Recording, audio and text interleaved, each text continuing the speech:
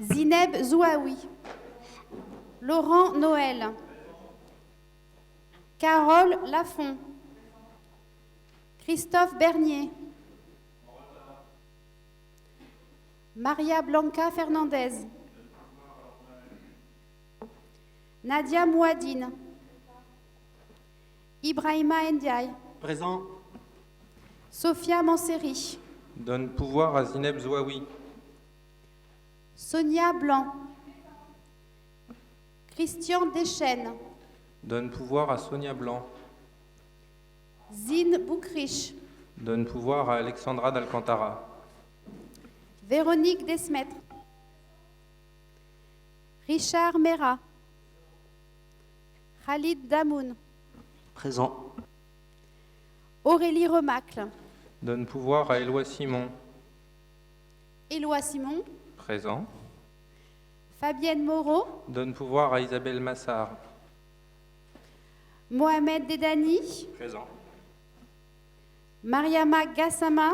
Donne pouvoir à Carole Lafont. Elsa Fossillon. Donne pouvoir à Ibrahima Ndiaye. Jacques Briffaut. Donne pouvoir à Céline Lanoiselet. Émeric Labadie. Sylvie Morel. Donne pouvoir à Véronique Desmettre. Hassen Merga. Karine Chala.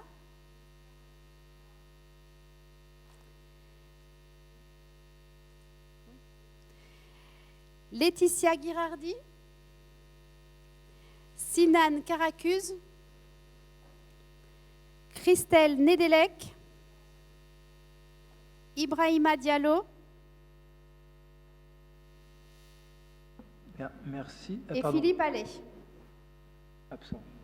Merci. Nous avons donc le quorum. Je vais pouvoir ouvrir notre conseil municipal. Je pense que nous ne pouvons pas ouvrir le conseil municipal sans évoquer les événements choquants qui ont eu lieu à Nanterre et avec leurs conséquences dans de nombreuses villes de la région parisienne, voire même un peu de province, puisque par exemple hier soir dans notre ville, de nombreux incidents se sont déroulés à la suite de la mort d'un jeune à Nanterre tué par un policier. La mort d'un jeune à la suite d'un refus d'obtempérer est une situation vécue par tout le monde comme étant quelque chose à la fois de tragique mais aussi de révoltant.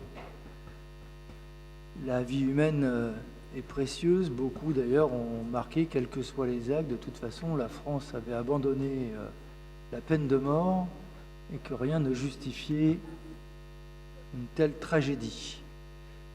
Je pense que ce soir, on a une première pensée tous ensemble à la famille, aux amis et aux proches de la victime. Je dois dire que la vidéo accessible sur les réseaux sociaux est accablante.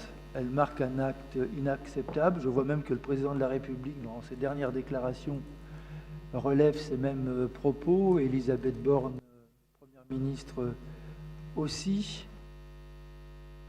Je crois que comme la très grande majorité de la population, comme le maire de Nanterre, comme les jeunes des quartiers populaires, nous demandons justice et vérité, puisqu'il y a eu mensonge visiblement quand on entend les premiers propos et que l'on voit la vidéo.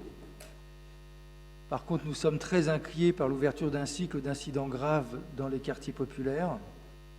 D'expérience, nous savons que l'escalade des tensions ne peut que pénaliser et les quartiers populaires, les familles et la jeunesse, puisqu'elles sont souvent d'ailleurs les premières victimes des véhicules incendiés ou des équipements publics dégradés, voire même des actes de violence. Et donc ce soir, j'en appelle à l'esprit de responsabilité et de solidarité de toutes et de tous, jeunes et moins jeunes, pour être concentrés sur un unique objectif, obtenir justice et vérité. Je me permets aussi de vous inviter à la marche blanche à laquelle la maman appelle, qui a lieu demain à 14h à la préfecture de Nanterre. Je vais vous proposer aussi 1 minute de silence en mémoire de Naël.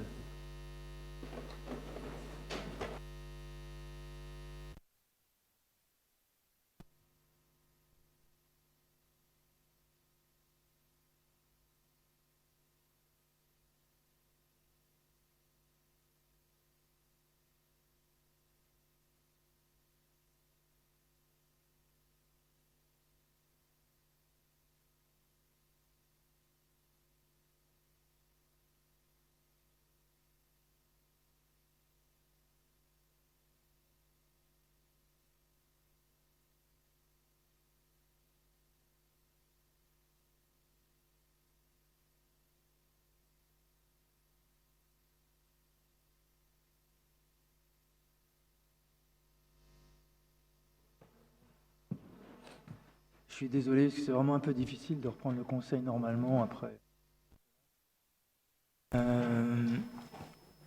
Je vous propose de nommer comme secrétaire de séance M. Khalid Damoun, qui n'a jamais démérité dans cette action. Tout le monde est d'accord ? Tout le monde est d'accord. Je vous remercie. Je vous demande aussi, est-ce que vous êtes d'accord pour approuver le procès-verbal de la séance du 31 mai 2023, enfin de la dernière séance, pour être clair ? Oui ? Ben, je vous remercie aussi. Vous avez trouvé sur table 2 vœux que vous aviez aussi reçus normalement. Un premier vœu qui s'intitule « Pour augmenter les salaires des fonctionnaires et les budgets des collectivités, une urgence ». Et un deuxième vœu pour une réduction significative des survols d'avions de la ville de Gennevilliers. Ça doit être le bon terme, ça doit être sur la ville de Gennevilliers, parce qu'on n'a pas d'avion encore. Et je vous propose de passer au premier point d'information sur la présentation des activités d'été à Gennevilliers. Je crois que c'est Madame d'Alcantara. Monsieur le maire, chers collègues, bonsoir. Donc cette année, encore de nombreuses familles sont confrontées à des difficultés économiques accrues, et cela compte tenu des tarifs de l'énergie, de l'électricité, de l'inflation, vous le savez. Et c'est dans cet objectif que nous avons décidé d'avoir une offre municipale très importante concernant les congés d'été, puisque de nombreuses familles ne pourront pas partir cet été en vacances. Donc c'est important pour nous que cette offre soit importante et qu'elle favorise toutes les familles, qu'une ambiance festive se crée dans la ville, une ambiance de vacances, et c'est pour cela qu'il y aura un grand programme au menu cet été.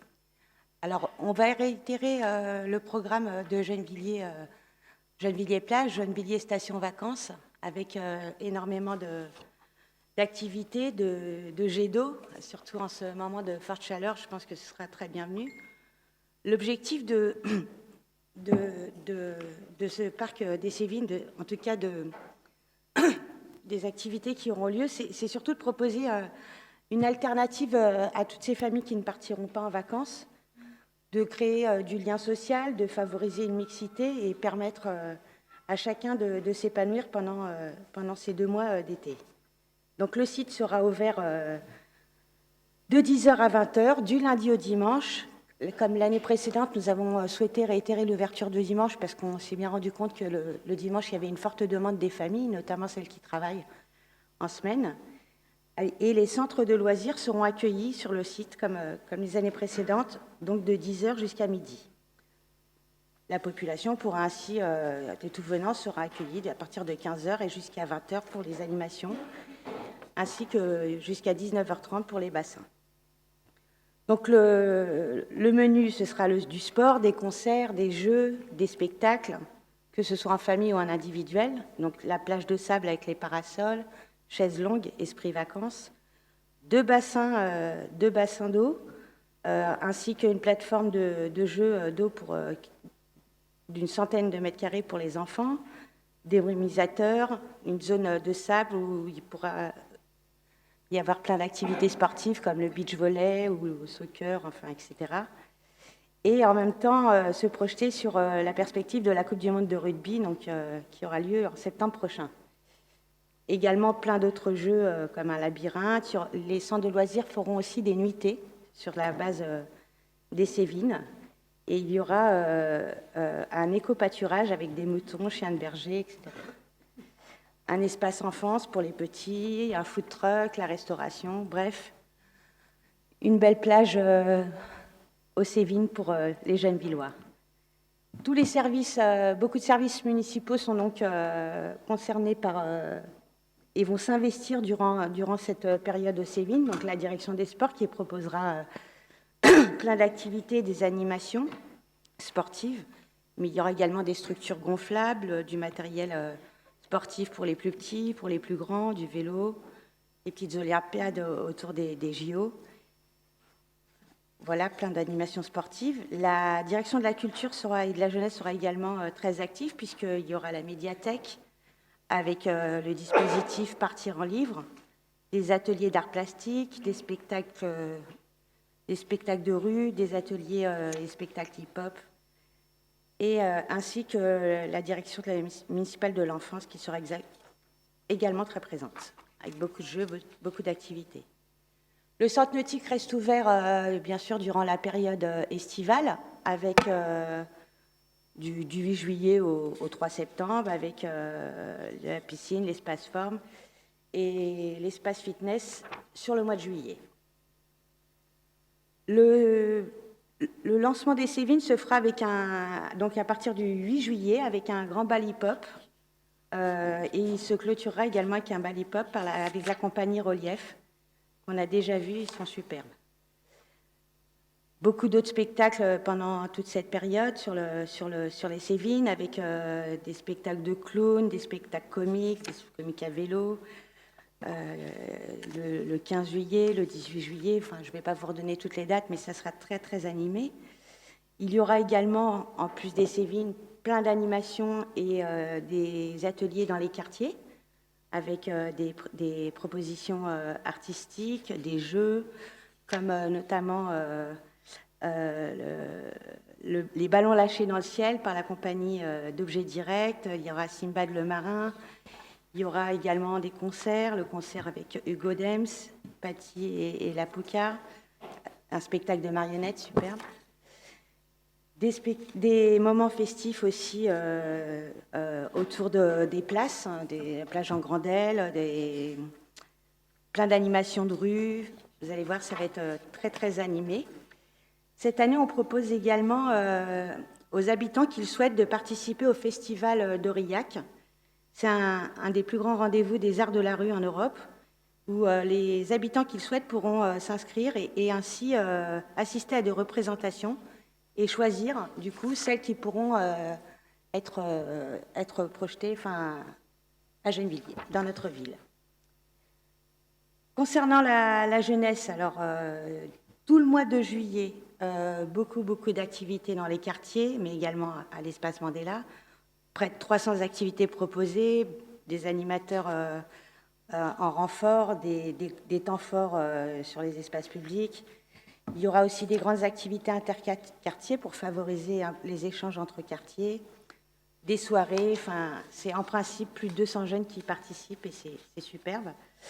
Il y aura également proposé par le service 11 séjours, des séjours, 3 séjours thématisés, notamment à Barcelone, un séjour extrême aventure dans les gorges du Verdon, à Sanary-sur-Mer, les Canaries. Il y aura également des mini-séjours, ce qu'on appelle les mini-séjours, c'est des départs en camping, des petits séjours de 5 jours qui permettent ainsi de favoriser le départ de plusieurs jeunes.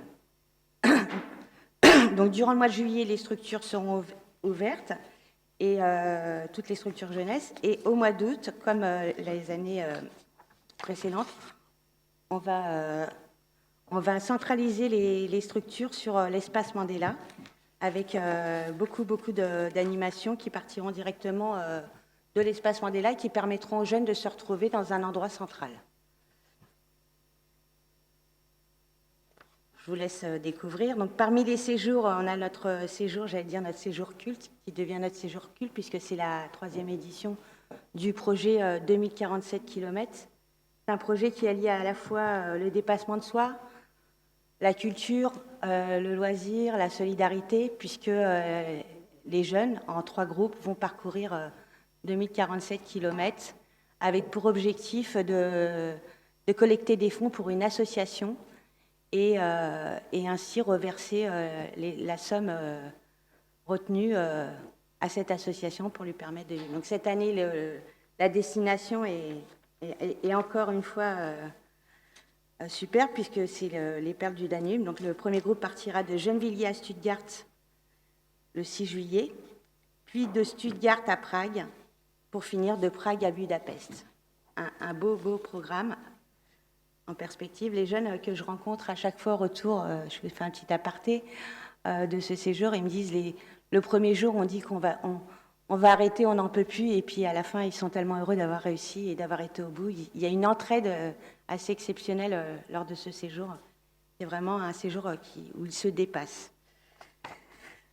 Donc, dans les quartiers, il y aura aussi des sorties et des animations qui seront proposées par les centres sociaux, donc des cinémas en plein air, comme sur le quartier. Le premier démarre d'ailleurs le 7 juillet sur le quartier centre, puis aux Agnettes, puis au village, puis au Grésillon. Il y aura beaucoup d'activités proposées par les centres sociaux, des sorties, énormément de sorties, des sorties à la mer, des belles destinations. Je pense que les jeunes Villois devraient y trouver leur bonheur, en tout cas. Il y aura aussi un service médiation qui va organiser le dispositif aussi des aspergeurs en période de forte chaleur.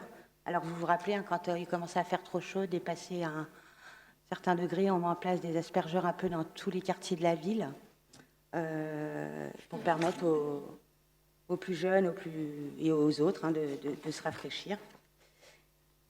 Alors, il y aura également, comme d'habitude, les accueils de loisirs maternels et élémentaires. Donc, en juillet, 13 structures seront ouvertes, à savoir 7 maternelles, dont 5 en regroupement et 6 élémentaires. En août, 8 structures seront ouvertes, 4 maternelles et toujours avec des regroupements et 4 élémentaires. Avec les thèmes cette année choisis par les centres de loisirs sont la pleine nature, le plein air, l'environnement. Ils iront dormir au Sévin, ça fera un petit semblant de départ en vacances. Les séjours éducatifs également, qui seront donc les colos pour les 4-17 ans, donc des séjours pour les plus jeunes de 4 à 11 ans, 10 séjours organisés pour les enfants en maternelle, mini, avec des formules 4 dodo pour ceux qui n'ont pas encore l'habitude de partir, puis plus. Les séjours pour les ados, 12-17 ans, avec des séjours au G, en Corse, en Irlande, enfin il y a pas mal de séjours, des séjours linguistiques. Également des séjours pour les 15-17 ans. Alors au programme, l'Irlande, par exemple, l'Irlande, l'Angleterre, etc.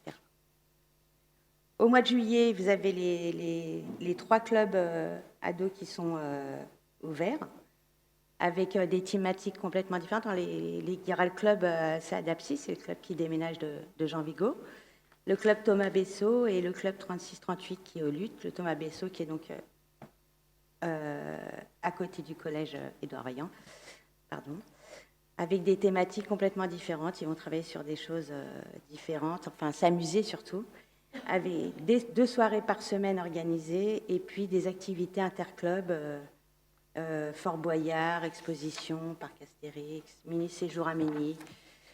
Il y aura également un jour un club au Sévin, puisque chaque club ado ira passer une journée au Sévin durant la période.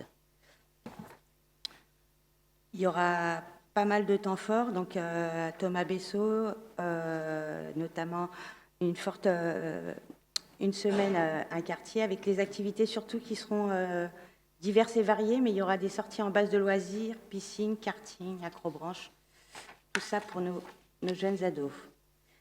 Vous avez également la municipalité, avec le soutien de l'OML, met en place pour la 3e année consécutive un dispositif exceptionnel de départ en vacances qui s'adresse aux familles disposant de bons vacances et dont le quotient familial est inférieur à 700. Donc, c'est des aides qui permettent aux familles, j'allais dire peut-être les plus en difficulté, de leur permettre de partir en famille et de profiter un peu des vacances également. Parce que les vacances, c'est aussi un droit et on en a tous besoin. Donc, il y aura le camping Les Brises sur l'île d'Oléron, il y aura le camping Les Chevrefeuilles à Royan, des belles destinations pour nos familles. Voilà pour le programme de cet été qui, je pense, devrait ravir les jeunes Villois. En tout cas, nous souhaitons, et comme chaque année, faire le maximum pour permettre à tous et à toutes qui ne peuvent pas partir ou de partir, de passer un très bel été à Gennevilliers. Merci. Merci beaucoup, Madame d'Alcantara. Puis je remercie toutes les équipes municipales, les différents services qui travaillent sur ce beau programme qui permet d'avoir cet été, comme les années passées, quelque chose d'assez important. Je vous propose de passer au 2e point d'information Excusez-moi, je suis perdu. Charleville Entreprise. Merci, sur la charte ville-entreprise. Je ne sais pas pourquoi je me suis perdu. Oui, monsieur le maire, un petit mot pour dire que cette charte donc, a été travaillée avec de nombreuses entreprises de la ville. C'est un travail d'1 an en concertation avec les entreprises qui ont bien voulu participer aux différents ateliers mis en place par la municipalité. Nous l'avons présenté aux entreprises la semaine dernière. Nombreuses sont venues pour cette présentation et nombreuses aussi ont décidé de la signer tout de suite avec nous le jour de la présentation. Donc je vais laisser l'administration présenter cette charte, mais d'ores et déjà, je crois que le travail effectué est plutôt une réussite dans notre lien avec les entreprises de la ville. Bonsoir. Alors, pourquoi cette charte ? En fait, Gennevilliers, c'est donc Françoise Hiller, responsable du service développement éco. C'est mieux de se présenter.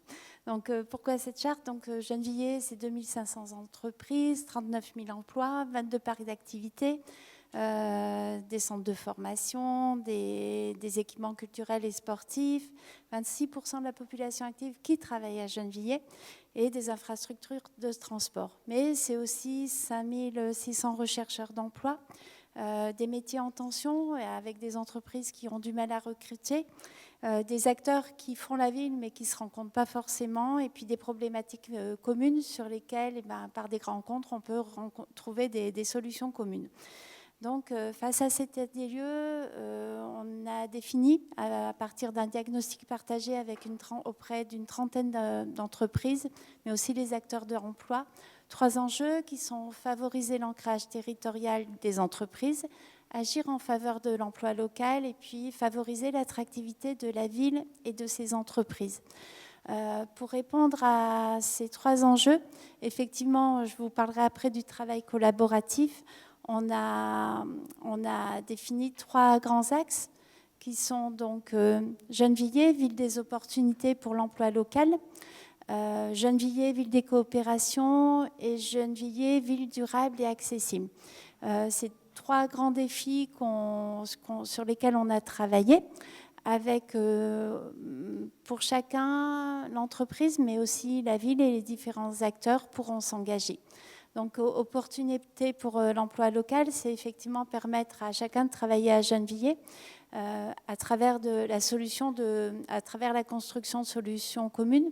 Donc, il y a déjà découvrir la diversité du tissu économique, parce qu'on s'aperçoit qu'il y a 2 mondes. Il y a les 2 tiers du territoire qui ont effectivement vocation économique et puis le tissu résidentiel. Et il n'y a pas forcément de passerelle et pas forcément de connaissance de ce tissu. Donc là, on propose notamment de faire participer les Gennevillois à la semaine de l'industrie ou à d'autres actions. Et aussi comment décloisonner en fait les relations entre la ville et l'école, et notamment avec toute la question des stages, en mettant en place et en créant un dispositif qu'on a nommé Stage Académie, avec l'idée de faire le lien entre le monde économique et l'école de la 3e et aussi sur les études supérieures. C'est aussi mettre en lumière les talents gennevillois, comment on valorise en fait les jeunes, moins jeunes, gennevillois auprès des entreprises. Il y a la Gennevilliers Insertion, la direction de l'emploi qui ont lancé un dispositif de CV en ligne qu'on a présenté aux entreprises et sur lesquels ils ont été séduits, mais c'est aussi par des rencontres autour de notamment des stades de l'emploi, du forum emploi. Et puis favoriser aussi l'emploi des personnes en insertion avec l'idée peut-être pour les entreprises de faire appel à des ESAT ou des entreprises d'insertion en termes de prestations de services et favoriser l'emploi de personnes en fin de parcours d'insertion. Le deuxième axe, c'est Gennevilliers, ville des coopérations, parce que le constat a été fait aussi que finalement les entreprises et les acteurs locaux se connaissent mal. Donc, c'est créer des lieux d'échange, favoriser l'échange et la visibilité des entreprises par notamment la création d'un club des adhérents à la charte. C'est aussi encourager la relation entre les entreprises, constituer donc ces réseaux, mais aussi que les entreprises locales aient le réflexe de faire appel à des TPE, des petites PME locales dans la prestation de services. C'est aussi du parrainage pour des jeunes porteurs de projets. Il y a favoriser aussi la connaissance des bonnes pratiques entre entreprises gennevilloises. Donc, c'est un peu le coach, le parrainage. Et dans le point du dessus aussi, c'était comment les entreprises peuvent parcourir les équipements socio-culturels. Beaucoup ont des journées de solidarité. S'appuyer sur les associations locales pour animer ces journées de solidarité. Puis mettre aussi en valeur ce qu'est la vie culturelle, sportive et locale. Là, on vient de finaliser les Olympiades des Barbaniers où il y a près de 900 salariés des entreprises de la commune qui ont participé. Mais l'idée, c'est vraiment de faire des passerelles entre ces deux mondes. Et ensuite, il y a une grosse question, c'est la question de la mobilité. Il y a tout un travail qui a été fait sur les mobilités actives, les mobilités douces. Mais ce qui est ressorti avant tout, c'est effectivement favoriser d'autres modes d'accès à l'entreprise, développer les moyens de transport, favoriser les schémas de mobilité active, mais aussi il y a toute la question de la sécurité. Comment favoriser la sécurité pour accéder à l'entreprise et comment aussi former finalement les salariés à ces mobilités. Il y a tout un engagement aussi autour des plans de mobilité interentreprises. Donc ça, c'est les axes qui sont en fait le fruit d'un travail d'un an. Avant de vous présenter le travail, c'est quels engagements en fait, quels engagements. Alors il y a des engagements communs pour la ville et l'entreprise. C'est effectivement les impulseurs. En fait, c'est les acteurs qui ont participé à la démarche qu'on a appelée les impulseurs ont écrit un manifeste. Donc c'est respecter ce manifeste. C'est aussi la création d'un club des porteurs de la charte et des signataires, et puis des évaluations régulières. Pour l'entreprise, elle signe de manière individuelle, elle s'engage sur des items, elle nomme un référent et elle s'engage pour 2 ans et ensuite il y aura une évaluation au bout de 2 ans. Et pour la ville, elle anime cette démarche autour de la charte et puis surtout elle propose aux acteurs et aux entreprises des outils qui leur permettent d'atteindre les objectifs fixés. Donc le travail de co-construction, donc effectivement pour mener cette charte, on a d'abord fait tout un travail de benchmark pour voir ce qui avait été fait ailleurs. Et on s'est dit que pour nous, c'était important que ça soit une charte qui émerge du territoire. On a été accompagné par une SIC Execo qui est un peu spécialiste dans l'émergence de projets, dans l'intelligence collective. Donc en juin 2022, sur la base du diagnostic, on a donc fait un diagnostic partagé auprès d'une vingtaine d'entreprises. Et ensuite, on a animé des ateliers de juillet 2022 à juin 2023. Donc 9 ateliers où on avait des grands comptes, des TPE, des acteurs de l'immobilier d'entreprise et des acteurs de l'emploi. Et en fait, donc ces ateliers, on a fait le choix qu'ils se déroulent dans des lieux différents, ce qui permettait de découvrir la ville et les entreprises. Donc le premier était au théâtre, puis chez Ballas, qui est une entreprise qui s'est implantée il y a 1 an et demi sur Gennevilliers, chez le Groupe Up, chez Classcroute, à la Bourse du Travail, à l'espace Nelson Mandela, à l'espace éducatif des Crésillons, à la ville. Et puis, on a effectivement signé la charte au Centre Aimé Césaire avec l'idée que l'entreprise et les acteurs pouvaient connaître des lieux différents. Les impulseurs, c'est vraiment l'ensemble des acteurs qui ont participé à l'ensemble de la démarche et qui étaient plutôt fidèles et on était assez étonnés qu'ils reviennent à chaque fois, mais c'est parfait. Donc là, vous avez la liste des acteurs. Donc vous avez des entreprises comme Diagnostica Astago, mais aussi la conciergerie solidaire, Intervalle 92. Le jardin des mathématiques qui s'est vraiment investi et qui a d'ailleurs témoigné dans le cadre de la présentation de la charte. Et puis Aropaport, Sirius, différents acteurs, Tricycle. Donc là, c'est le panel des co-constructeurs de la charte. Et ensuite, donc, on a effectivement présenté cette démarche le 22 juin. On avait 55 entreprises, acteurs différents. Et on a eu effectivement une vingtaine d'entreprises qui ont lors de cette présentation, signé la charte. Tous ne faisaient pas partie des impulseurs, mais pour certains des impulseurs, je pense à Thales, à Ropaport, etc., il y a une nécessité d'avoir des validations en interne. Les prochaines étapes, donc cet été, on va relancer les participants qui ont montré un intérêt pour cette charte. Et ensuite, donc là, ce sont les signataires de la charte. Pareil, une diversité de personnes. Et puis, hop, ça, c'est la signature. Bon, j'ai un peu écrasé les photos, donc c'est pas top. Et donc, les prochaines échéances, donc c'est effectivement de rencontrer, nous, de prendre contact avec les entreprises signataires et celles qui ont été montrées pour voir les actions sur lesquelles ils s'engagent. Et puis, lancer le club des signataires de la charte en octobre. Profiter aussi du Salon de l'Emploi pour faire une forme de stand sur ce qu'est la charte, pour engager les signataires. Et puis ensuite, l'idée, c'est d'avoir des temps d'échange et de travail réguliers. Et surtout une évaluation. L'idée, c'est que l'entreprise et la ville, si on s'engage réellement avec une évaluation derrière. Voilà. Merci beaucoup, Madame Hiller. Madame Pérez, un mot de plus. Oui. Je tenais à remercier Madame Hiller et puis l'ensemble de la direction de l'urbanisme pour le travail effectué et plus particulièrement Madame Hiller de l'ensemble du travail qu'elle a effectué à Gennevilliers depuis 1994. Elle nous quitte en septembre pour d'autres horizons, donc au nom de l'ensemble du conseil municipal. Je voulais la remercier pour ses compétences, son efficacité qu'elle a mis à disposition de la ville de Gennevilliers depuis tout ce temps-là, et puis lui souhaiter bonne route, bon vent dans ses prochaines responsabilités.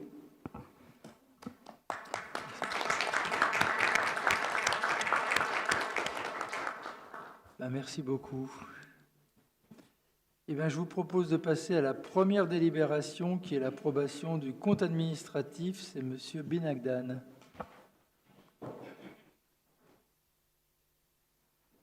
Bonsoir à toutes et à tous. Alors, normalement, il doit y avoir un PowerPoint qui doit être lancé.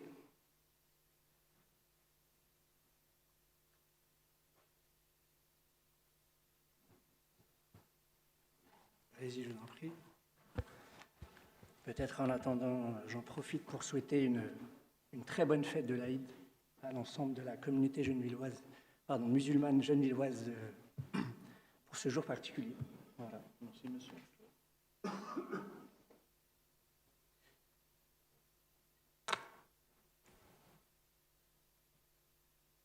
Je peux peut-être démarrer sans présentation aussi. Monsieur le maire, chers collègues, chers Gennevillois qui nous suivez en direct sur le site internet, nous allons vous présenter ce soir le compte administratif. Alors, qu'est-ce que le compte administratif ? Donc, à partir des équilibres financiers de l'exercice 2022, notre objectif est de distinguer les éléments d'analyse structurelle des éléments conjoncturels afin de bien saisir les différentes dynamiques qui sont à l'œuvre et vous présenter concrètement ce que nous avons fait des deniers des Gennevillois. Donc, qu'est-ce que le CA, le compte administratif ? En fait, il retrace l'ensemble des mouvements, c'est-à-dire l'ensemble des recettes et des dépenses effectivement réalisées par la ville sur une année. Il doit être présenté au conseil municipal dans les 6 mois qui suivent la fin de l'exercice, donc au plus tard le 30 juin de l'année suivante. Nous sommes les 28, nous sommes dans les clous. Je vais essayer d'être rapide, même si c'est quand même un document assez charnu. Alors, rentrons dans le vif du sujet. Ici, sur ce graphique, vous pouvez voir l'équilibre de fonctionnement. Donc, la courbe bleue représente les recettes réelles de fonctionnement. La courbe orange, celle qui est au-dessus, représente les dépenses réelles de fonctionnement. La courbe bleue est au-dessus de la courbe orange, donc nos recettes sont supérieures à nos dépenses. On évite le fameux effet ciseau, si cher à notre ancien homme de lettres. Donc, conformément à nos prévisions, la ville a commencé à mobiliser ses marges de manœuvre. L'épargne de la ville est en léger repli pour la deuxième année consécutive. Donc cette baisse, elle reste assez maîtrisée, malgré un contexte difficile. Donc pour rappel, vous avez en dessous des graphiques qui représentent l'épargne brute et l'épargne nette. L'épargne brute correspond à l'excédent des recettes réelles de fonctionnement sur les dépenses de fonctionnement hors travaux et hors charges d'intérêt. En gros, c'est ce qui nous reste quand on fait la différence entre les recettes et les dépenses, sans y intégrer ce que nous coûte la dette. Et l'épargne nette, c'est la même chose, mais on y enlève les charges de la dette. Donc l'exercice, on le note, entre l'année 2021 et l'année 2022, est marqué par une augmentation de nos dépenses, plus 4,2%. Celui-ci est essentiellement dû à l'augmentation de la masse salariale. On le verra dans une prochaine slide. Donc, concernant le recours à l'emprunt, donc pareil sur ce graphique, vous voyez que notre emprunt a augmenté sur l'année 2022, mais le niveau d'endettement reste maîtrisé et se situe toujours à un très bon niveau. Pour rappel, le ratio de désendettement, ou ce qu'on appelle la capacité de désendettement, permet de déterminer le nombre d'années nécessaires pour rembourser intégralement le capital de la dette, en supposant que la collectivité y consacre la totalité de son épargne brute. On considère généralement que le seuil critique de la capacité de remboursement se situe entre 11 et 12 années. Donc, au regard de la stratégie financière fixée, celui-ci doit être contenu entre 5 et 6 années à l'horizon 2026. Donc ici, en 2022, on a 3,27 années, donc nous restons toujours largement en dessous des seuils d'alerte. Slide suivante, donc un petit rappel sur nos différents engagements. Donc l'exercice budgétaire affiche un résultat comptable de 5,08 millions d'euros. C'est le résultat de la section de fonctionnement, calculé comme la différence entre les recettes de fonctionnement et les dépenses de fonctionnement. C'est la différence entre les deux courbes que je vous ai montrées lors de la première slide. Donc la règle d'or, comme je l'ai rappelé, pour éviter l'effet ciseau, c'est que le résultat soit toujours positif. Alors ce résultat, par rapport aux années précédentes, est légèrement en baisse. Mais ça ne représente pas une dégradation de nos équilibres financiers. Au contraire, c'est une amélioration. C'est le signe d'un haut niveau de réalisation des moyens alloués aux services pour porter les projets municipaux. Ce résultat témoigne de la réalisation concrète de nos ambitions pour le service public à Gennevilliers. Donc, en cohérence avec la stratégie financière de la ville, pour la période allant jusqu'à la fin de la mandature et dans un contexte financier complexe, les principaux ratios de gestion restent mis à contribution de manière mesurée. Pour rappel, l'épargne brute s'élève à 22,77 millions d'euros, l'épargne nette à 13,8. L'encours de dette est à 74,55 millions d'euros au 31 décembre 2022, et pour rappel, le ratio de désendettement est à 3,27 années. Voyons maintenant ce qu'il en est des dépenses de fonctionnement. 3 choses à noter sur ce tableau. La première, la forte progression des dépenses de personnel, qui entraîne une augmentation globale des dépenses de fonctionnement, plus 5,77 millions d'euros, par rapport à l'exercice 2021. Nous le verrons de manière un peu plus approfondie lors de la prochaine slide. En parallèle, ce qui est à noter, c'est un taux de réalisation qui est en progression, 97,67% contre 96,6% en 2021. Concernant les charges exceptionnelles, on peut noter cette augmentation, elle est due à 368 000 euros d'aide aux étudiants au titre de la contribution locale étudiante, soit au titre du soutien aux études chères, et 341 000 euros d'aide exceptionnelle à la population. Voyons maintenant les dépenses de personnel. Donc les dépenses de personnel ont été en progression, 86,44 millions d'euros, plus 5,48 millions d'euros. Il tient à des éléments internes à Gennevilliers et à des décisions externes à la ville. Concernant la ville, donc l'objectif initial au budget primitif que nous avons voté l'an dernier était de 83,49 millions d'euros. Une somme qui incluait notamment des créations de postes hors crèche pour 2,2 millions d'euros, la première tranche de la monétisation des congés pré-retraite pour 0,66 millions d'euros et la transposition des cadres d'emploi restants pour le RIF 7 pour 200 000 euros. D'autre part, les éléments externes aux décisions de la ville, ce sont les décisions nationales nécessaires pour soutenir le pouvoir d'achat de nos agents, mais aux conséquences financières bien réelles pour la ville, sans que celui-ci ne verse de compensation à destination des collectivités. C'est l'objet du vœu que je vous présenterai à la fin de séance. Chaque mesure a eu des impacts financiers pour Gennevilliers. Revalorisation du point d'indice, plus 1,28 million d'euros. Double revalorisation du SMIC, plus 416 000 euros. Prime de précarité, plus 230 000 euros. Revalorisation du personnel soignant, plus 80 000 euros. Donc, je vous présenterai un peu plus en détail tout à l'heure les effets et les contraintes qui nous ont été mises par ces décisions de l'État, décisions unilatérales. Voyons maintenant ce qu'il en est des subventions aux associations. Donc, le soutien aux associations, qui sont un véritable vecteur de cohésion et de faire ensemble à l'échelle communale dans des domaines très divers comme le sport, la culture, la solidarité, la citoyenneté, est encore en progression en 2022. Et vous le voyez sur le graphique, il a été en constante augmentation depuis 2019. Près de 4,1 millions d'euros ont également été donnés aux établissements publics et aux budgets annexes, notamment le CCAS.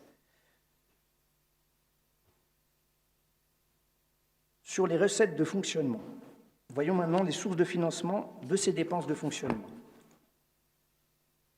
Le total des recettes de fonctionnement s'établit à 166,2 millions d'euros en 2022. Il est en progression par rapport à l'exercice précédent de plus de 2%. La progression se concentre notamment sur les recettes de taxes foncières ainsi que les subventions de nos partenaires. Les recettes usagées ont augmenté de 958 000 euros entre 2021 et 2022, soit une hausse de 9,4%. En gros, on revient à une activité post-Covid. Concernant les recettes fiscales, qui sont la taxe foncière et le peu de taxes d'habitation qu'il reste encore, la dynamique est moins importante qu'espérée. Elle est limitée à 1,3%. On a un total de 44,824 millions d'euros pour la taxe foncière. Pour rappel, celle-ci est prélevée dans sa grande majorité sur le secteur économique, à quasiment 2/3. Concernant les dépenses d'équipement, l'année 2022 prolonge et accentue la tendance d'une progression des dépenses d'équipement. Ceci témoigne de notre ambition pour transformer durablement la ville. Les crédits d'équipement sont ainsi en hausse de 6,7% en 2022, après déjà une augmentation de 4% en 2021, avec un investissement record de 47 millions d'euros. Il y a très peu de villes de notre strate qui peuvent se targuer d'avoir un tel niveau d'investissement sur leur infrastructure. Voyons plus en détail quels sont ces projets. Donc nous avons de nombreux projets structurants qui ont avancé de manière significative grâce au niveau élevé des crédits d'équipement.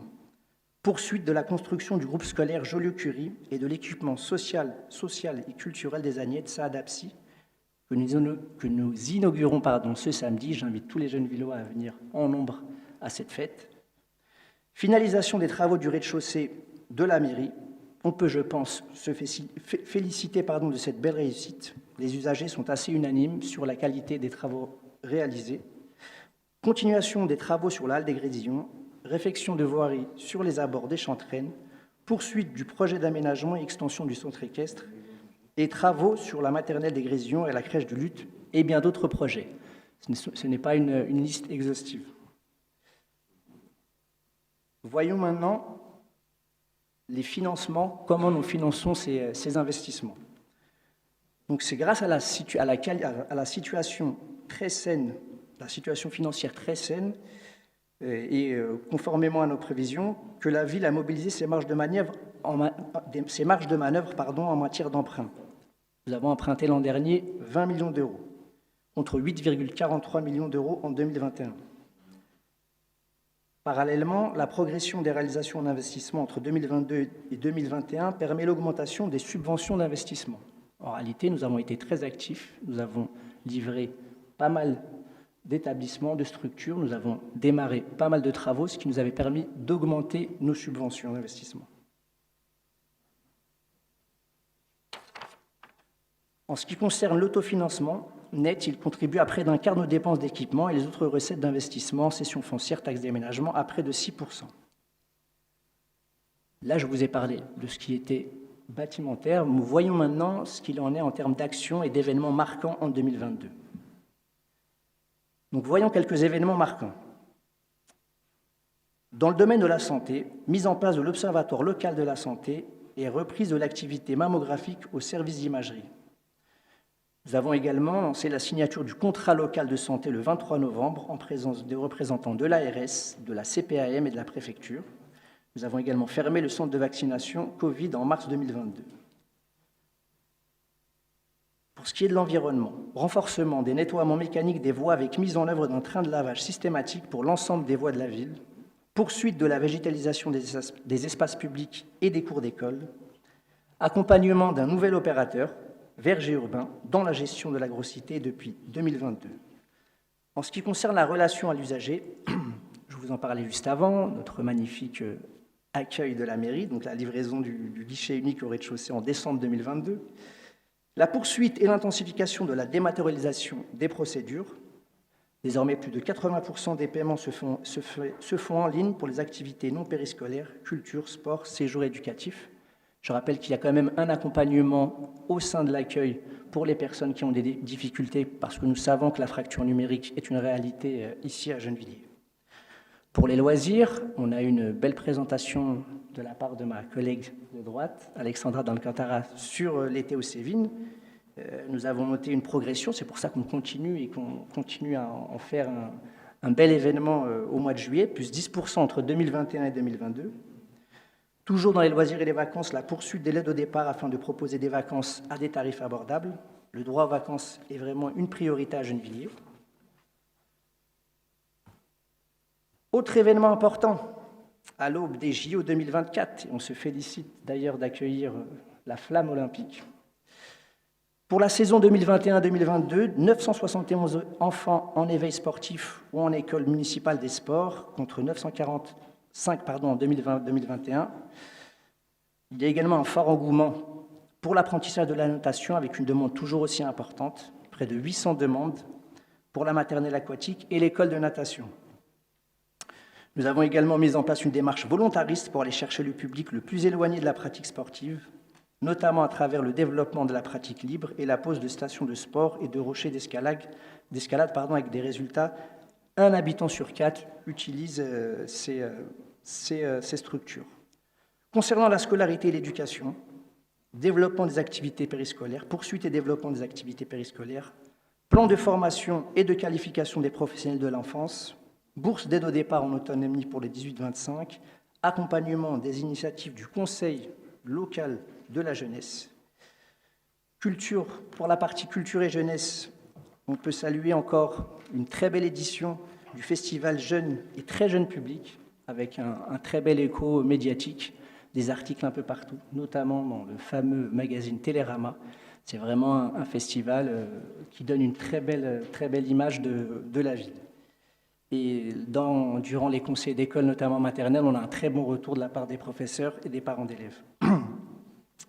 Alors, une culture qui se veut participative, c'est ce qui a été fait aux Agnettes, avec l'animation du collectif d'habitants des Agnettes pour décider en commun de la programmation culturelle du nouveau centre social et culturel. Et ça, c'est une belle démarche, faire la culture avec les habitants. Concernant la petite enfance, développement des activités du relais petite enfance hors les murs vers les assistantes maternelles dans les quartiers, poursuite des parcours d'éveil culturel et d'éveil sportif proposés aux élèves de moyenne et grande section maternelle. Pour la solidarité, aide aux étudiants, soit au titre de la contribution, la fameuse clé, contribution locale étudiante, soit au titre du soutien aux études chères. On a une enveloppe de 368 000 euros, aide exceptionnelle à la population, 341 000 euros, j'en parlais juste avant. Et enfin, le bien vieillir avec la mise en place par le CCAS du dispositif Ensemble et la montée en charge du Genbus. Voilà, chers élus, monsieur le maire, j'en ai fini. Je n'ai pas été long, je suis très content d'avoir été aussi rapide. N'hésitez pas si vous avez des questions. J'en profite pour remercier l'ensemble des services de la ville pour leur contribution et leur travail, et particulièrement les travailleurs de l'ombre que sont les agents de la direction des affaires financières. Merci. Merci, Monsieur Benagdan. Y a-t-il des questions, avis, interventions? Il n'y en a pas. Eh bien, je vous propose d'élire, parce que je n'ai pas le droit d'être là au moment du vote, donc je vais sortir pour les 3 délibérations, celle-ci et les 2 suivantes, mais je ne rentrerai pas pour les 2 suivantes. Et donc, est-ce que vous êtes d'accord pour élire Anne-Laure Pérez comme présidente de séance pour cette élection, pour ces 3 délibérations? Tout le monde est d'accord? Je vous remercie. Alors, chers collègues, donc on va passer au vote pour la délibération numéro 1, donc l'approbation du compte administratif de la commune pour 2022. Qui approuve cette délibération? Enfin, le compte, pardon. Qui ne l'approuve pas? Qui s'abstient? Donc, 4 abstentions. Je vous remercie. Délibération numéro 2, Madame Sonia Blanc. Bonsoir tout le monde. Alors, il s'agit d'approuver le compte administratif du budget annexe de la restauration du personnel des administrations publiques pour l'année 2022. Je serai bien évidemment plus concise que mon collègue, j'ai moins à présenter. Alors, en section fonctionnement, en dépenses, elle est fixée à un montant de 367 549 € 14 centimes. En recettes, à 412 468 € et 8 centimes. Et en section d'investissement, il n'y a qu'une ligne en dépenses à hauteur de 34 012 € et 67 centimes. Merci. Je vous remercie. Avant de passer au vote, je rectifie ces 5 abstentions pour la délibération numéro 1. Donc, sur la numéro 2, qui l'approuve? Unanimité? A priori, oui. Donc, unanimité. Délibération numéro 3, Madame Moadine. Bonsoir, chers collègues. Il s'agit d'approuver le compte administratif du budget annexe du cinéma Jean Vigo. Merci. Qui approuve cette délibération? Qui s'abstient?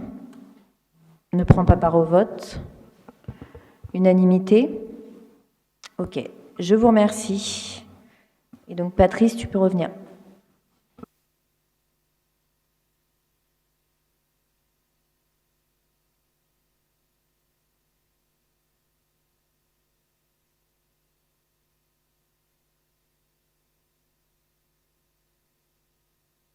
Bien, merci. Je vous propose de passer à la délibération numéro, si je ne me trompe pas, numéro 4. Madame d'Alcantara. Oui, il s'agit de l'arrêt du compte de gestion du comptable public pour l'exercice 2022 pour la commune de Gennevilliers. Des interventions? Je n'en vois pas. Qui est pour? Qui s'abstient? 3. Non, elle a voté pour. Non, je ne sais pas, vous êtes dans le même groupe maintenant? Donc, 3 abstentions. Merci. Délibération numéro 5, Madame Lafont. Oui, bonsoir. Donc là, il y a lieu d'arrêter le compte de gestion du trésorier principal du budget annexe de la restauration du personnel des administrations publiques pour l'exercice 2022. Merci. Même vote, 3 abstentions.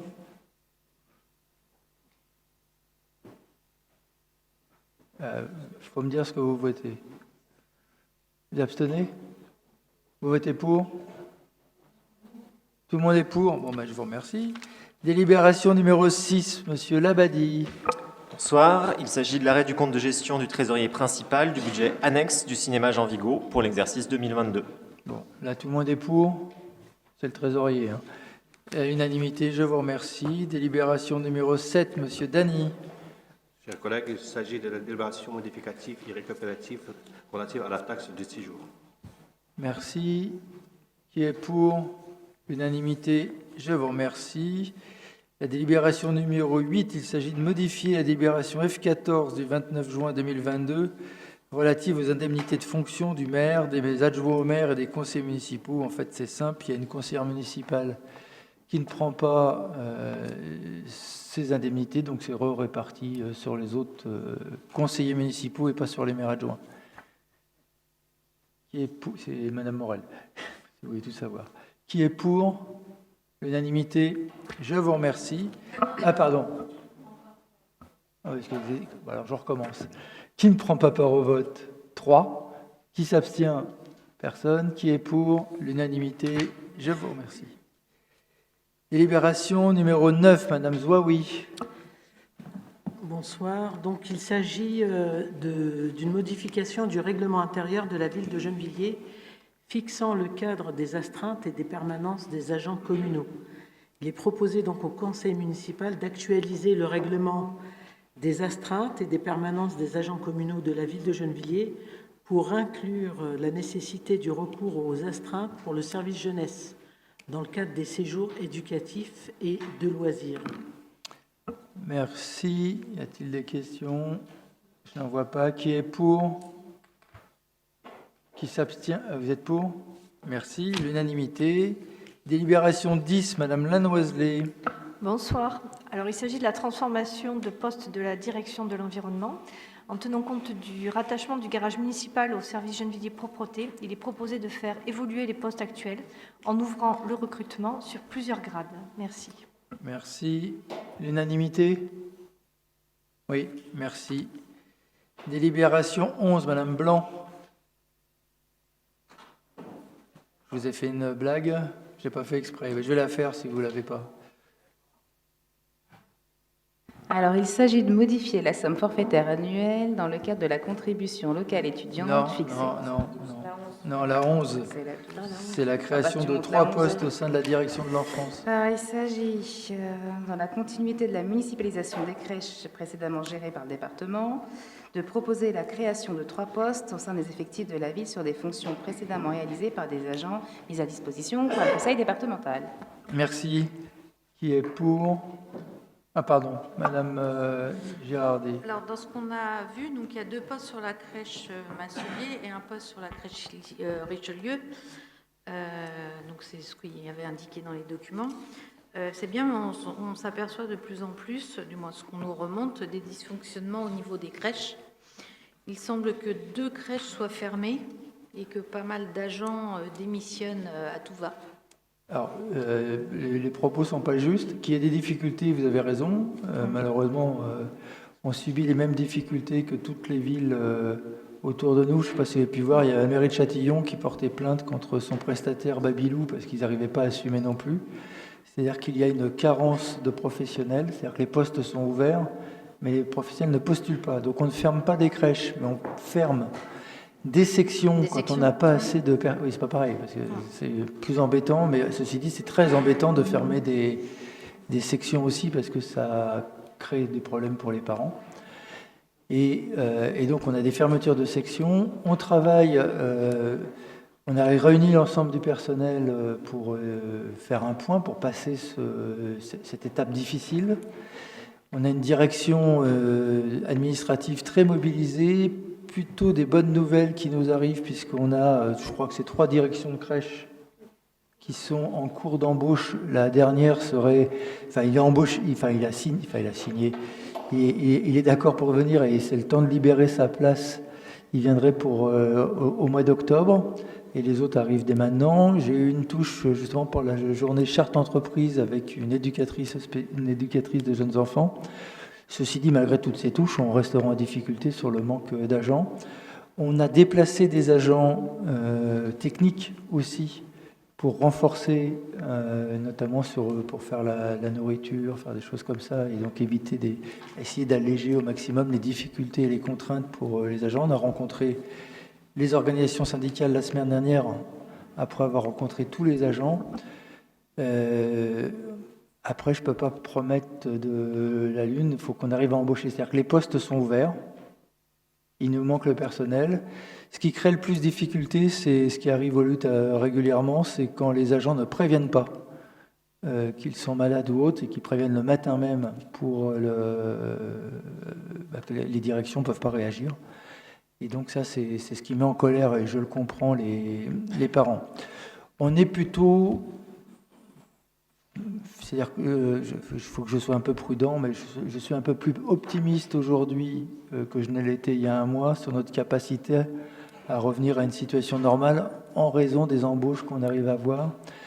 Aussi parce que je remercie Mme Pérez qui est là et Mme Maurice, la directrice, parce qu'il y a un travail qui est fait. C'est pour ça qu'on essaie de stabiliser l'équipe et qu'on s'était pendant un moment décidé aussi de fermer des sections pour éviter de passer notre temps à boucher des trous, mais plus pour faire ce travail de fond, d'aller recruter. Donc je les remercie parce qu'elles vont dans les écoles de formation faire la pub de Gennevilliers, parce qu'on a pas mal d'atouts et que quand ils sont connus, on arrive à embaucher. La preuve par les dernières embauches qu'on arrive à faire, malgré la crise. Et donc il y a tout ce travail-là de proximité en direction de personnes qui sortent des écoles, qui nous permet un peu de récupérer. Mais ceci dit, la crise est extrêmement lourde. C'est la même chose chez les assistantes sociales. Bonne nouvelle, on en a recruté 2, ce qu'on n'avait pas réussi à faire depuis 4 ans, les assistantes sociales scolaires. Mais c'est vraiment des crises importantes que l'on vit. D'ailleurs, quand le gouvernement annonce un plan de 100 000 places en crèche, je ne sais pas comment les collectivités locales vont être capables de le faire, puisqu'ils sont et c'est un besoin. Je ne remets pas ça en cause, on manque de places en crèche. Il faut avoir des professionnels. Voilà. Mais vous avez raison, merci d'avoir soulevé cette question-là, parce que ça nous permet de faire un point. Oui, juste un mot, Monsieur le maire. Bonsoir, mesdames et messieurs les élus. Vous avez dit, lorsque les arrêts maladie sont prévus ou prévenus le matin, oui. Ça met en colère les parents. Vous pensez que s'ils étaient planifiés, les arrêts maladie, ce qui en général n'est pas possible... non, c'est pas ça que je veux dire. Vous auriez la capacité de... Quand l'arrêt maladie arrive à 9h pour une prise de fonction à 7h30, c'est pas mal de la donner déjà à 7h30. C'est ça que je veux dire. Oui, ça aide à la direction, elle a une demi-heure pour faire venir des équipes volantes. En même temps, a priori, les personnels ne prévoient pas d'être malades. C'est ça que je veux. Non, mais elles le savent quand elles sont malades. Elles le savent. Mais elles ne savent pas s'il va y avoir un arrêt. Non, mais elles le savent si elles ne sont pas parties de chez elles et que c'est l'heure d'arriver au boulot, elles le savent. Et donc à 7h30, elles peuvent le dire, et ça arrive. On a quelques exemples particulièrement aux luttes, que s'ils avertissaient à l'heure où ils devaient être au travail qu'ils ne peuvent pas y être, on aurait pas forcément de remplacer, parce qu'on a des équipes volantes qu'on met en place, mais des fois elles sont prises. Mais en tout cas, et la direction peut se déplacer et de regarder pour aider aussi les autres salariés qui sont en difficulté à ce moment-là. Je vous assure qu'il y a vraiment une question de ce type. Et après, il y a des maladies qui sont réelles, parce que c'est un métier... les deux, même quand ils préviennent en retard, elles sont sûrement réelles d'ailleurs, mais parce que c'est aussi un métier difficile et qui épuise, ça on est d'accord. Mais ceci dit, il y a quelques savoir-faire quand on est salarié qui, s'ils étaient respectés, aideraient à mettre un peu d'huile dans les rouages, dans les grosses difficultés dans lesquelles on est. C'est quelque chose qu'on a partagé avec l'ensemble des salariés, je n'ai pas été trop démenti. Qui est pour l'unanimité? Je vous remercie. Délibération numéro 12, Madame Toumi. Donc, à l'autre bout du parcours, la 12, j'y suis. Il s'agit de modifier la somme forfaitaire de la contribution locale étudiante qui est fixée désormais à 130 €, sachant que c'est la contribution destinée à l'accompagnement des études supérieures des Gennevillois. Qui est adossé à la charte de fréquentation du réseau étudiant. Merci. Qui est pour l'unanimité? Je vous remercie. Délibération numéro 13, Monsieur Houchen.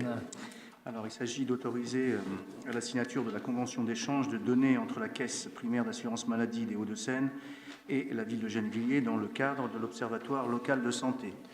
Et pour préciser les choses, la ville de Gennevilliers, via la création d'un observatoire local de santé depuis septembre 2022, a pour mission d'améliorer la connaissance de l'état sanitaire de la population gennevilloise afin de mieux répondre aux besoins en matière de santé. Cet outil d'aide à la décision au service de la politique publique de prévention et de promotion de la santé est destiné à recueillir et à analyser des données en santé à un échelon infracommunal, afin d'orienter les actions de promotion de la santé sur le territoire et lutter contre les inégalités sociales de santé. Conscient de l'intérêt que présentent les éléments d'information dont elle dispose, alors la Caisse primaire d'assurance maladie des Hauts-de-Seine marque par la présente convention sa volonté de transmettre les données dont elle dispose dans le cadre de l'Observatoire local de santé de Gennevilliers. Merci. Merci. Pas de questions? Si. Madame Hardy. Oui. Donc, il est bien précisé dans la Convention que le partage des données statistiques de santé s'effectue dans le respect de la RGPD.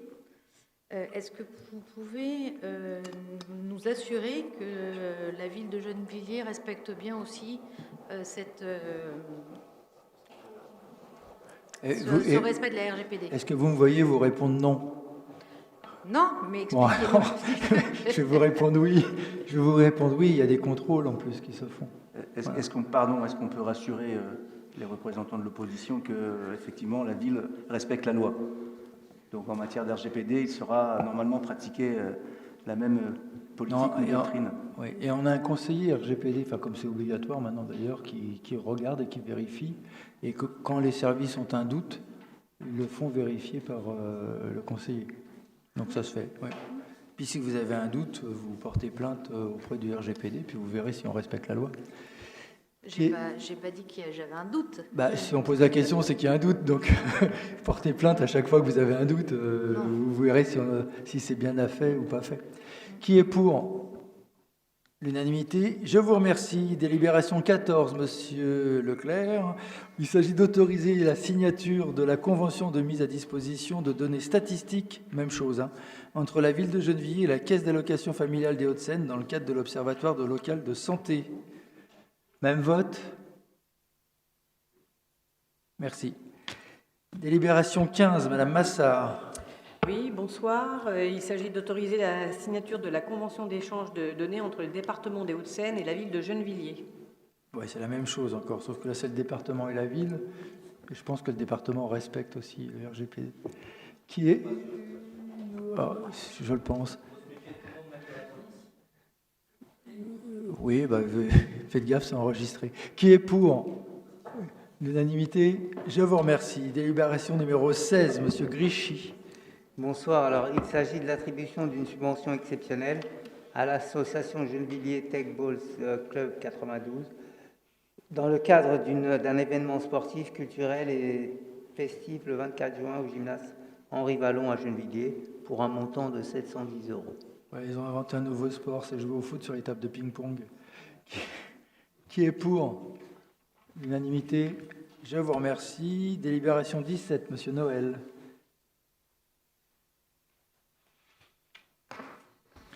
Il s'agit d'attribuer une subvention exceptionnelle à l'association Roller Hockey Gennevillois pour aider à la participation du déplacement de l'équipe jeunesse U15 qualifiée en demi-finale du championnat de France à Vierzon, ainsi que le déplacement de l'équipe première nationale 3 qui s'est également qualifiée pour la demi-finale à Valence. Bravo, ils ont adapté le hockey au réchauffement climatique, ils ont mis des roues. Qui est pour? L'unanimité, je vous remercie. Délibération 18, Monsieur Mera. Donc il s'agit d'une l'attribution d'une subvention exceptionnelle à l'association sportive du lycée Galilée qui s'est qualifiée pour la finale du rugby à 5 mixte à Arcachon.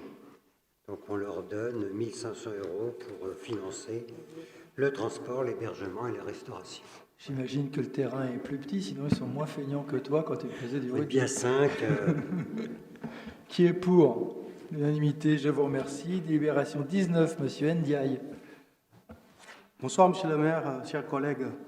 Il s'agit d'attribuer une subvention exceptionnelle d'un montant de 800 € au collège Guy Môquet pour une participation au championnat de France de l'équipe minime féminine de volleyball qui s'est déroulé à Reims du 6 au 9 juin 2023.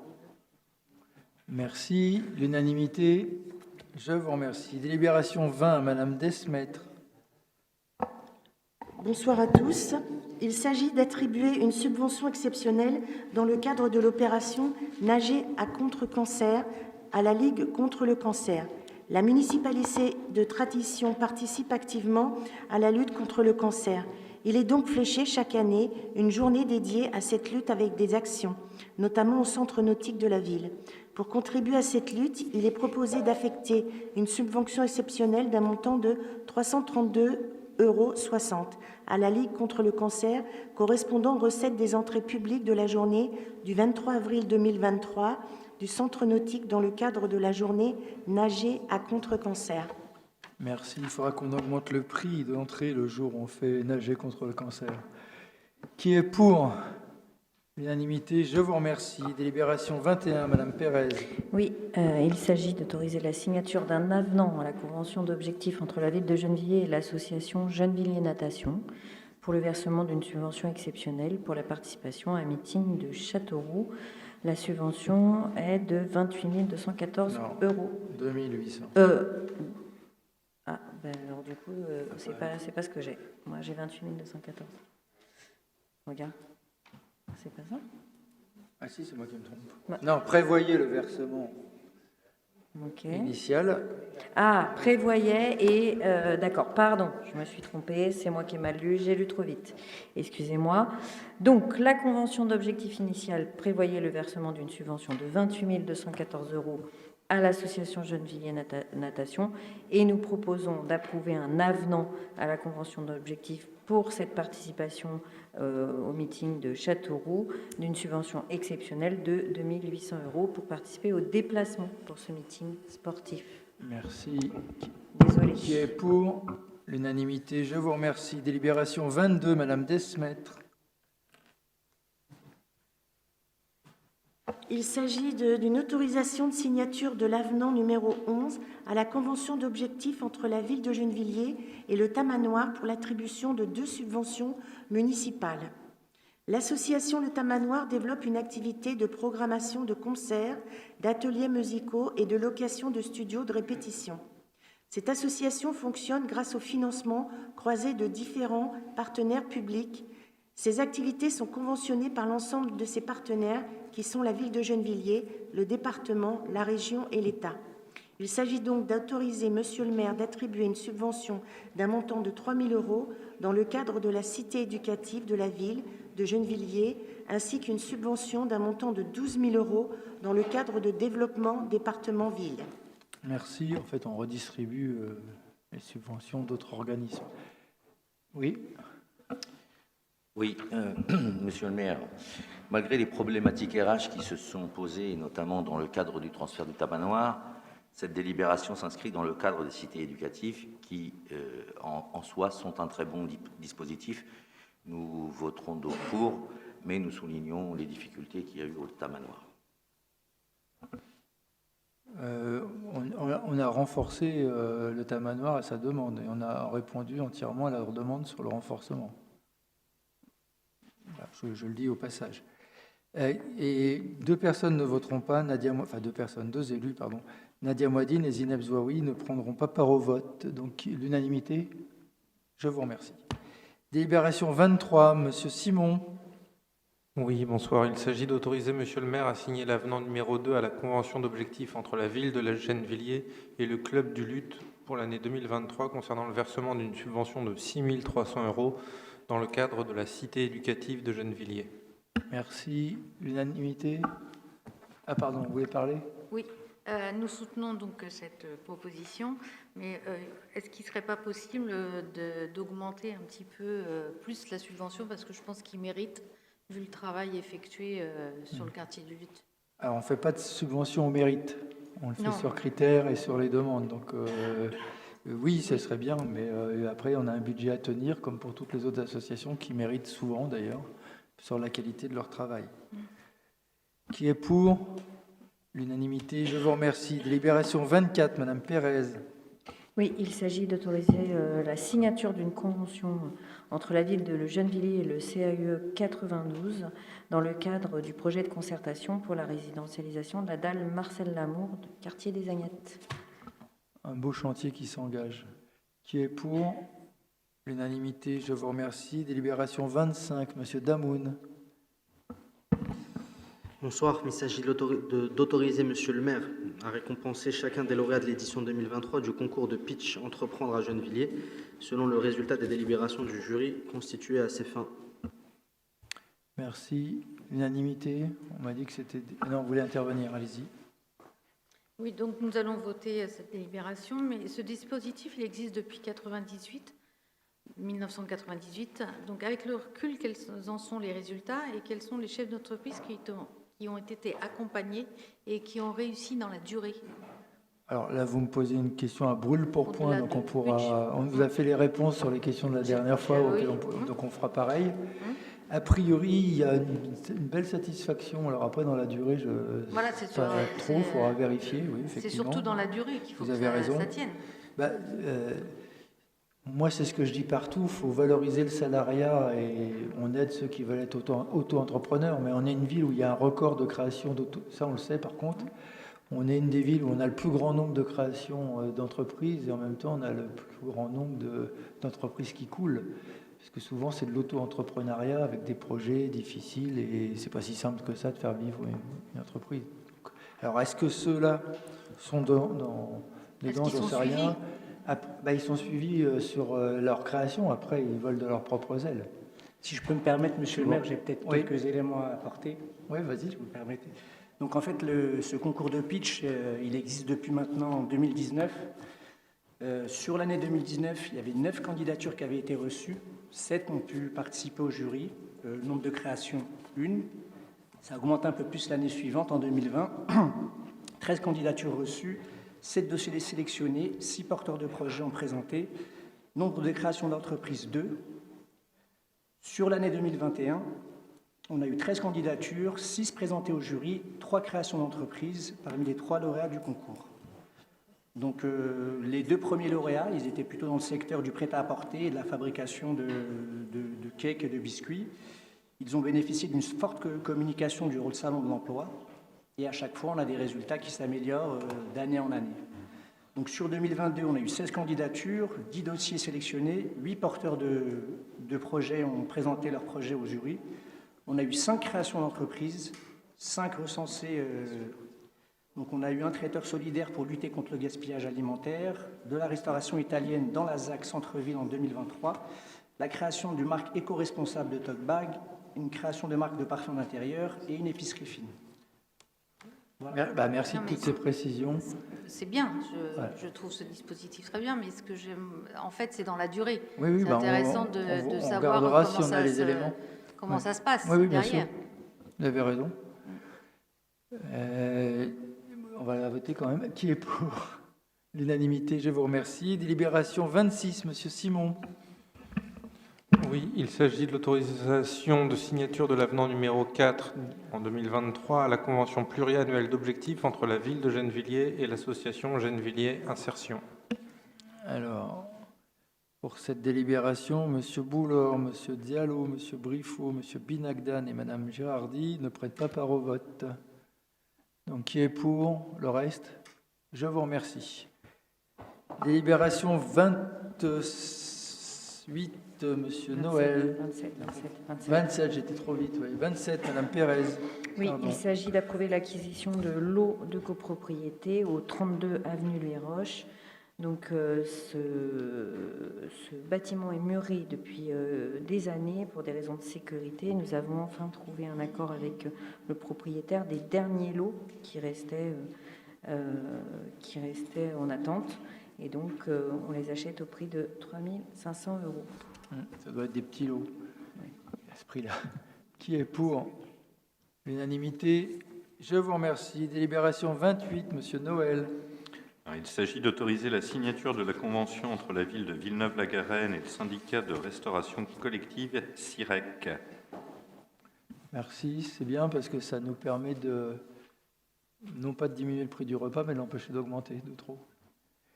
Il y a Monsieur Clochette, Madame Attaf, Madame Massard, Madame Pérez et Madame Lanoiselet et Monsieur Mérat ne prennent pas part au vote. Qui est pour le reste? Eh bien, je vous remercie. Délibération 29, Madame Pérez. Oui, il s'agit d'approuver le compte-rendu annuel à la collectivité, non, de prendre acte, je crois. Approuvé. Approuvé, pardon. De l'exercice clos au 31 décembre de la CEMAG 92. Le conseil d'administration donc, du 13 avril 2022 s'est tenu, il a approuvé donc, le rapport de gestion afférent à l'exercice clos du 31 décembre 2022.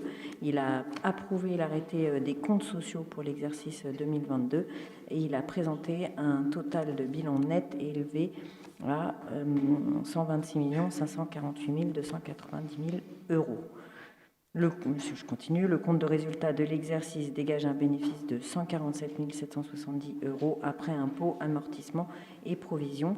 Le conseil d'administration de la CEMAG propose que l'Assemblée générale affecte le résultat de l'exercice clos au compte autres réserves. Le rapport général du commissaire aux comptes sera présenté le 30 juin 2023 à l'Assemblée générale ordinaire des actionnaires de la CEMAG pour l'exercice clos au 31 décembre 2022. Merci. Qui est pour? L'unanimité? Non. 3 abstentions. Merci. Délibération 30, Monsieur Duguay. Oui, il s'agit d'approuver le résultat annuel d'exploitation de la CEMAG 92 arrêté au 31 décembre 2022 concernant l'opération lotissement artisanal 94 avenue du Vieux Chemin de Saint-Denis à Gennevilliers. Merci. Même vote, 3 abstentions. Je vous remercie. Délibération 31, Monsieur Noël. Excusez-moi, Oui. est-ce que je peux me permettre de la présenter dans la mesure où j'ai étudié le dossier la semaine dernière et où Monsieur Bernier, pardon. Madame Lanoiselet. Alors, ce soir, merci. Il s'agit d'une consultation. Pardon. Il s'agit donc d'une consultation publique portant sur la demande d'enregistrement au titre des installations classées pour la protection de l'environnement présentée par la société entreprise de travaux Fayol et Fils concernant l'exploitation d'une installation de concassage de matériaux de démolition et d'entreposage des déchets non dangereux sur le territoire de la commune d'Argenteuil. Alors vous vous demandez pourquoi, si c'est sur la commune d'Argenteuil, donc pourquoi est-ce que le conseil municipal de Gennevilliers est sollicité? Eh bien tout simplement parce que la commune est située dans un rayon d'1 kilomètre. Voilà. Merci. Je suggère à l'opposition de poser plein de questions pour vérifier si elle connaît bien le dossier, comme elle l'a dit. Merci, bonne soirée. Qui est pour? L'unanimité, je vous remercie. Eh bien, on a fini avec les délibérations. Je vous propose de passer au vœu avec le premier vœu sur le thème « Augmenter les salaires des fonctionnaires et les budgets des collectivités en urgence ». Monsieur Binagdan. Merci, Monsieur le maire.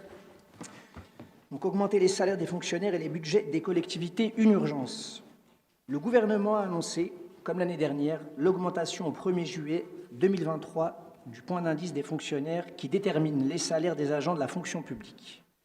Après des années de gel de ce point d'indice, avec l'inflation qui signifiait une baisse du pouvoir d'achat, c'est une très bonne nouvelle pour l'ensemble des fonctionnaires, même si elle est loin d'être suffisante pour rattraper les pertes dues à des années de politique libérale, donc antisociale. Cette annonce fait encore partie de la stratégie du gouvernement des effets d'annonce, un peu comme les 100 000 places de crèche que Monsieur le maire évoquait il y a un instant.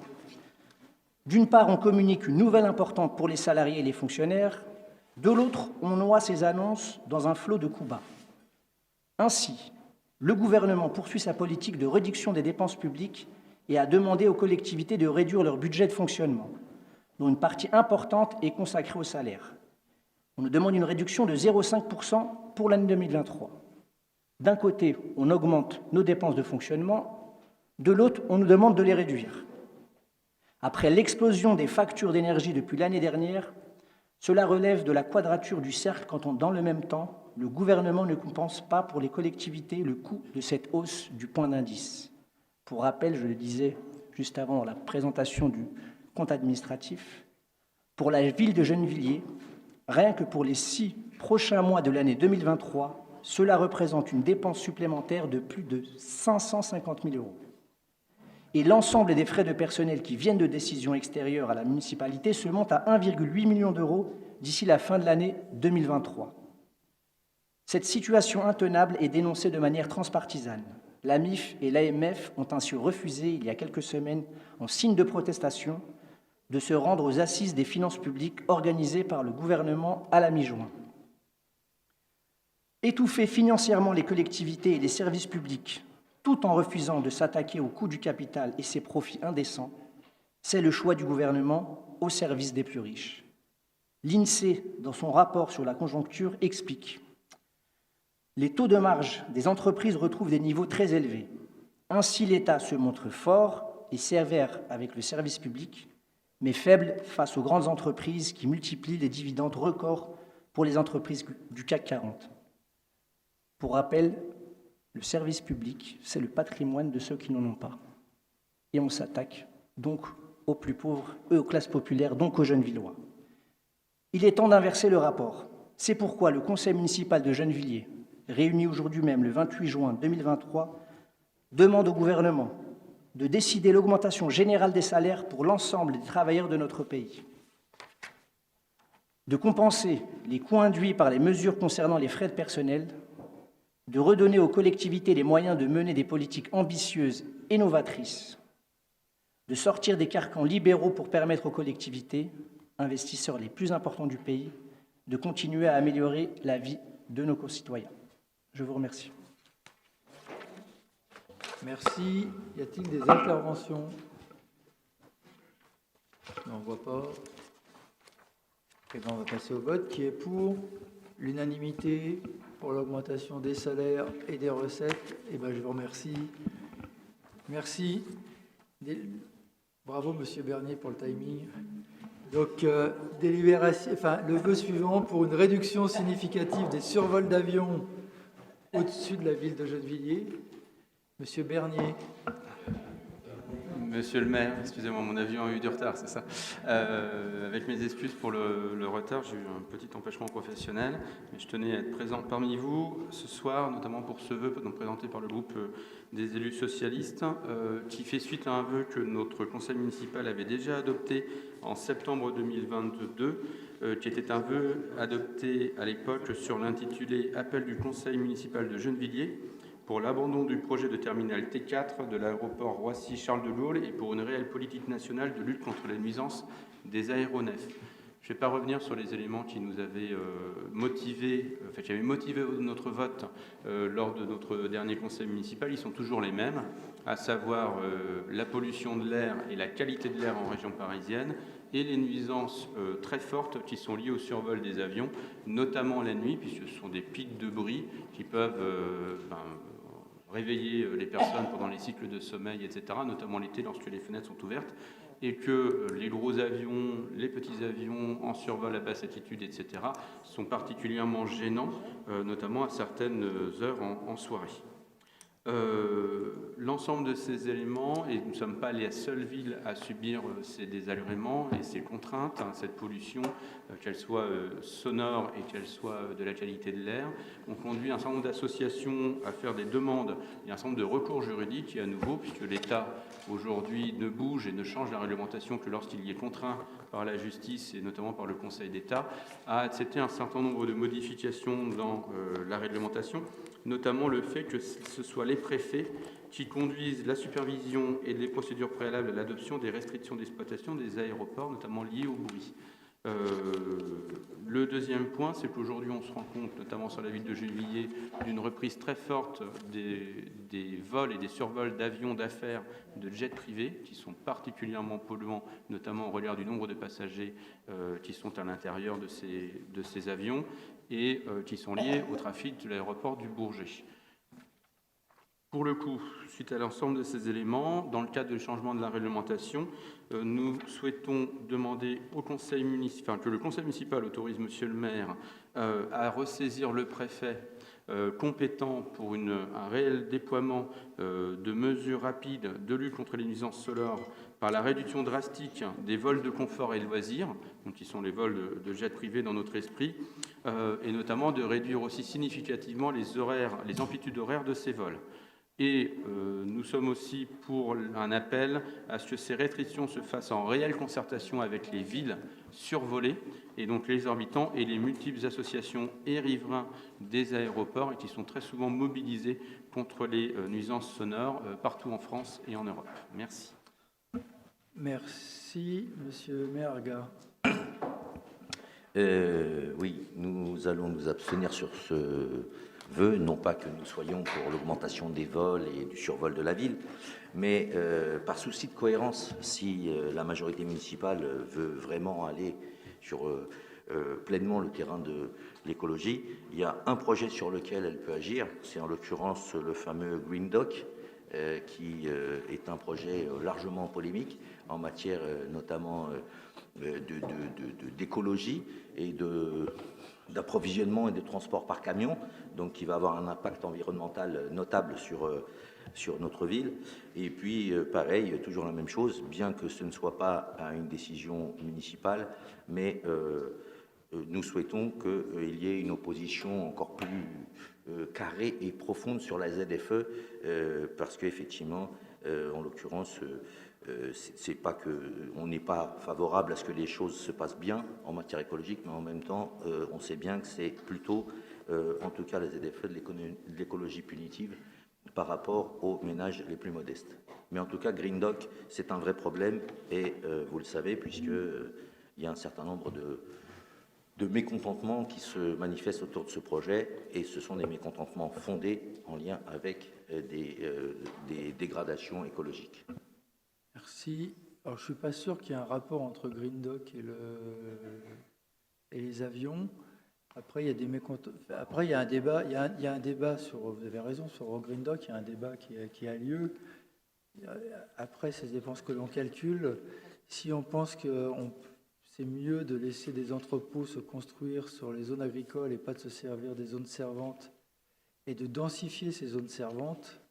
Par contre, là où il faut avoir une attention, et c'est cette attention-là que... Donc moi, je suis pour densifier les zones servantes, et si on pouvait densifier encore davantage les zones d'activité économique, je pense que, moi, c'est ce que je dis plutôt aux promoteurs économiques, il faut maintenant nous faire des usines en étage, si je peux dire. C'est pas tout à fait ça le bon mot, mais c'est un peu l'esprit.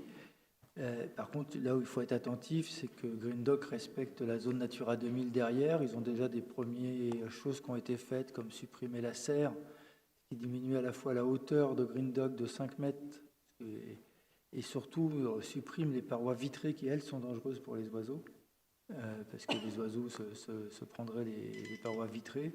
Il y a un travail à faire, mais on verra ça au dépôt du permis de construire, sur...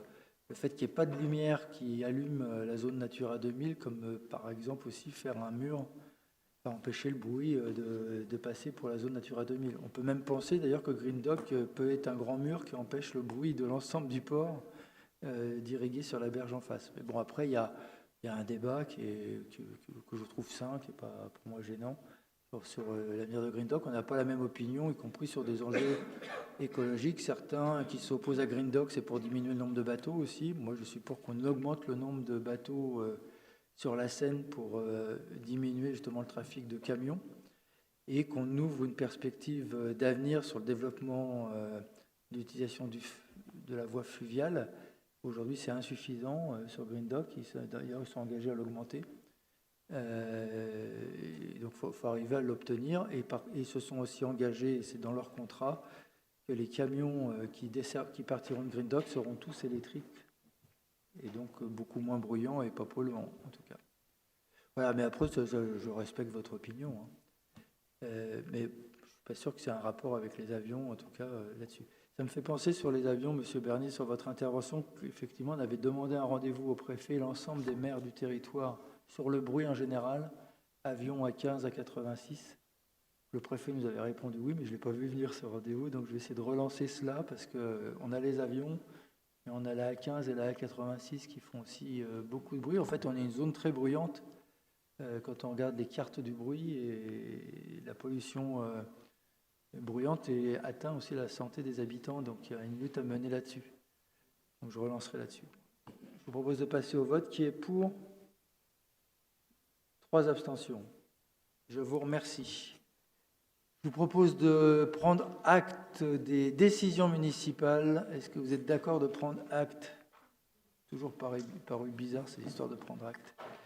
Avant de lever la séance, je vous informe que la prochaine séance aura lieu le 27 septembre 2023 à 20h. Je vous souhaite une bonne période de repos d'ici le 27 septembre et je lève la séance.